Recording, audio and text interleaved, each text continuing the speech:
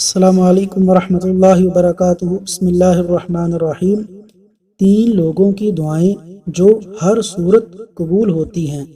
اللہ کے رسول صلی اللہ علیہ وسلم نے ارشاد فرمایا کہ 3 دعائیں ایسی ہیں جن کی قبولیت میں کوئی شک و شبہ نہیں ہے۔ نمبر 1، مظلوم کی پکار۔ نمبر 2، والد کی اپنے بیٹے کے لیے دعا۔ نمبر 3، مسافر کی دعا۔